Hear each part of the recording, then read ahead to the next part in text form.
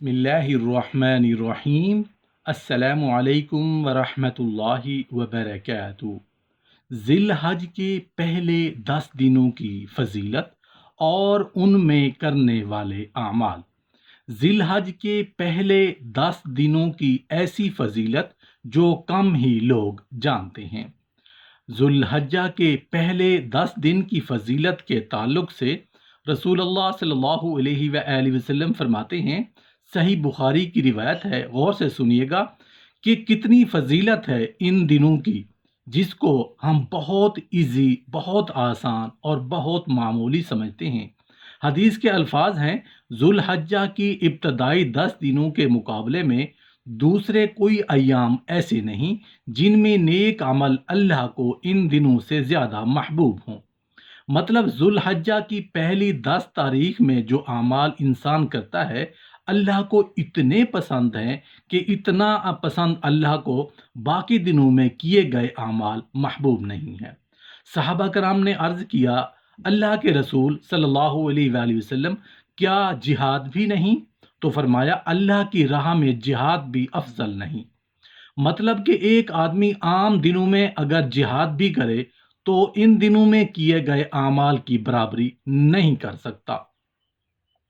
تو آپ نے فرمایا، ہاں جہاد بھی نہیں، سوائے اس مجاہد کے جو اللہ کی راہ میں نکلے، جان بھی لے جائے، مال بھی لے جائے، جان بھی چلی جائے، مال بھی چلا جائے، اور وہ زیادہ افضل ہے، باقی کوئی عمل افضل نہیں۔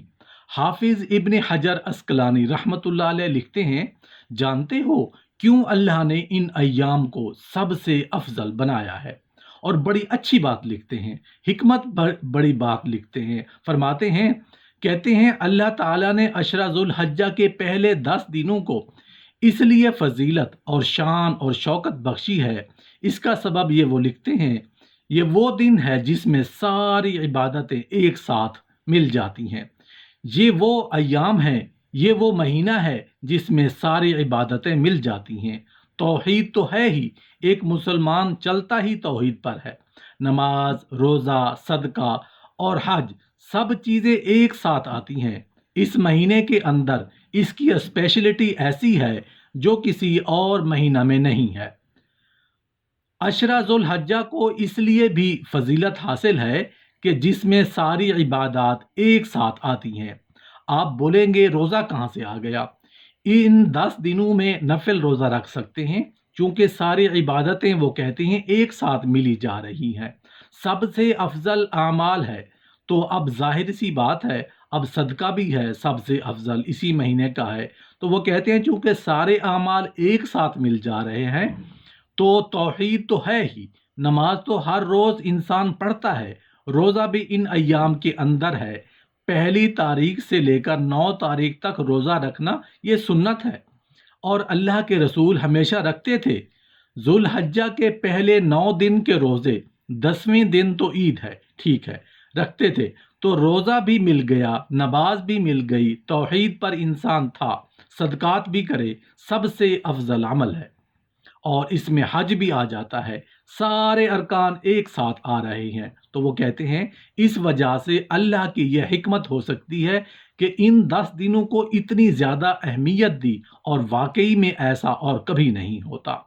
مطلب ذو الحجہ کے پہلے 10 دن میں آپ جو عمل کریں گے وہ عمل جہاد سے بھی زیادہ افضل ہے۔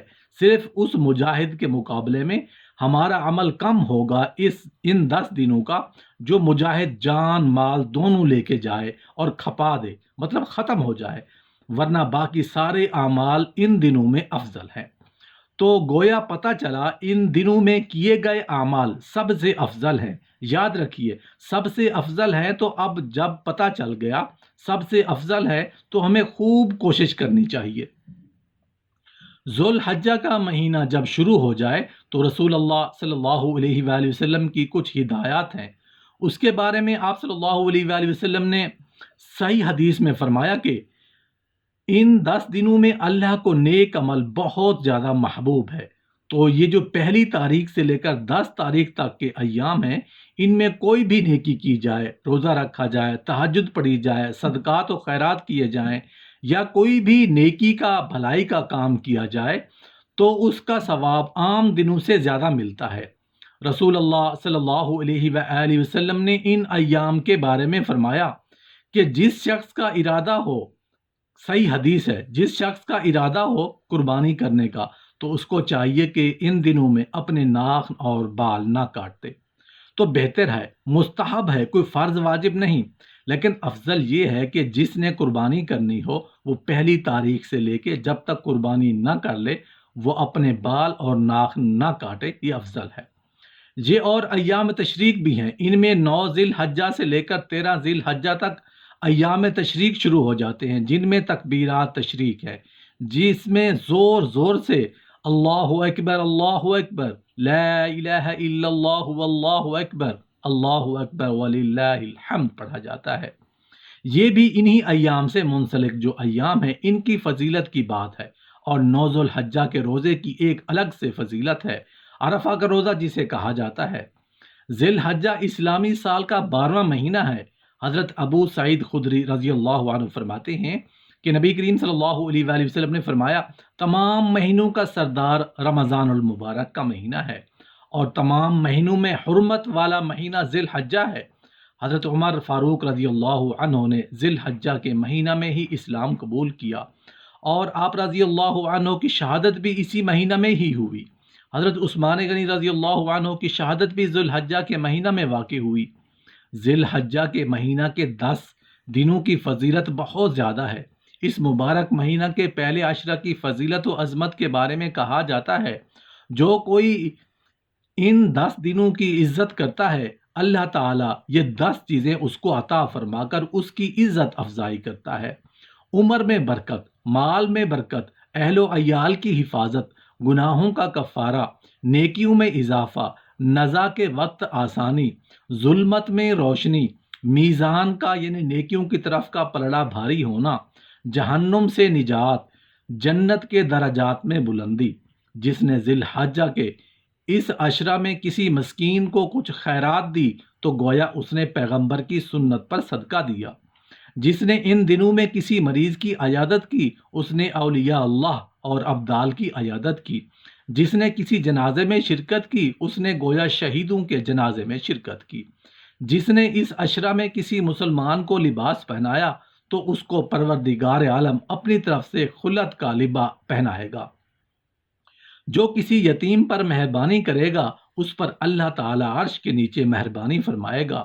جو شخص کسی عالم کی مجلس میں اس عشرہ میں شریک ہوا تو گویا اس نے انبیاء و مرسلین کی مجلس میں شرکت کی۔ حضرت جابر بن عبداللہ رضی اللہ عنہ سے مروی ہے کہ نبی کریم صلی اللہ علیہ وآلہ وسلم نے فرمایا کہ اللہ تعالیٰ کو ان دنوں سے زیادہ محبوب اور کوئی دن نہیں ہے، اور ان 10 دنوں سے افضل اللہ تعالیٰ کے ہاں کوئی دن نہیں ہے۔ حضرت عائشہ صدیقہ رضی اللہ عنہا سے مروی ہے کہ ایک جوان جو احادیث رسول صلی اللہ علیہ وآلہ وسلم سنا کرتا تھا، جب ذی الحجہ کا چاند نظر آیا تو اس نے روزہ رکھ لیا۔ جب نبی کریم صلی اللہ علیہ وآلہ وسلم کو یہ خبر دی گئی تو آپ صلی اللہ علیہ وآلہ وسلم نے اس کو بلایا اور پوچھا تجھے کس نے اس بات پر آمادہ کیا کہ تو نے روزہ رکھ لیا؟ اس نے عرض کی یا رسول اللہ صلی اللہ علیہ وآلہ وسلم، میرے ماں باپ آپ پر قربان ہوں، یہ حج و قربانی کے دن ہے، شاید کہ اللہ تعالیٰ مجھے بھی ان کی دعاؤں میں شامل فرما لے۔ آپ صلی اللہ علیہ وآلہ وسلم نے فرمایا تیرے ہر دن کے روزے کا اجر 100 غلام آزاد کرنے کے برابر، 100 اونٹوں کی قربانیوں اور اللہ تعالیٰ کی راہ میں دیے گئے 100 گھوڑوں کے اجر کے برابر ہے۔ جب 8ویں ذی الحجہ کا دن ہوگا تو تجھے اس دن کے روز کا ثواب ہر 1000 غلام آزاد کرنے، 1000 اونٹ کی قربانی کرنے اور اللہ تعالیٰ کی راہ میں سواری کے لیے 1000 گھوڑے دینے کے برابر حاصل ہوگا۔ جب 9ویں کا دن ہوگا تو تجھے اس دن کے روزہ کا ثواب 2000 غلام آزاد کرنے، 2000 اونٹوں کی قربانی اور اللہ تعالیٰ کی راہ میں سواری کے لیے دیے گئے 2000 گھوڑوں کے اجر کے برابر ہوگا۔ حضرت ابو ہریرہ رضی اللہ عنہ سے مروی ہے کہ نبی کریم صلی اللہ علیہ وآلہ وسلم نے ارشاد فرمایا ان 10 ایام میں اللہ تعالیٰ کو جس قدر یہ بات پسند ہے کہ محنت و کوشش کر کے اس کی عبادت گزار بندے بنے، اس سے بڑھ کر اور ان دنوں میں پسند نہیں۔ ان 10 ایام میں ہر یوم کا روزہ ایک برس کے روزوں کے برابر ہے، اور ہر شب کا قیام شب قدر سے کھڑے ہونے کے برابر ہے۔ ذی الحجہ کے مہینہ کی پہلی شب کو چاہیے کہ 2 رکعت نفل نماز پڑھیں۔ ہر رکعت میں سورۃ الفاتحہ کے بعد ایک بار سورۃ الکافرون پڑھیں، انشاءاللہ تعالی ثواب عظیم حاصل ہوگا۔ اس کے علاوہ پہلی شب نماز عشاء کے بعد 4 رکعت نفل نماز 2 2 رکعت کر کے اس طرح سے پڑھیں کہ ہر رکعت میں سورۃ الفاتحہ کے بعد 25 25 مرتبہ سورہ اخلاص پڑھیں، تو انشاءاللہ تعالی بہت زیادہ ثواب بارگاہ الہی سے عطا ہوگا۔ اس ماہ کی پہلی شب سے 10ویں شب تک روزانہ نماز عشاء کے بعد 2 رکعت نفل نماز اس طرح سے پڑھیں کہ پہلی رکعت میں سورۃ الفاتحہ کے بعد 1 مرتبہ آیت الکرسی، 15 مرتبہ سورہ اخلاص پڑھیں۔ دوسری رکعت میں سورۃ الفاتحہ کے بعد 1 مرتبہ سورہ بقرہ کا آخری رکوع اور 15 مرتبہ سورہ اخلاص پڑھیں، تو بفضل باری تعالی ثواب عظیم حاصل ہوگا۔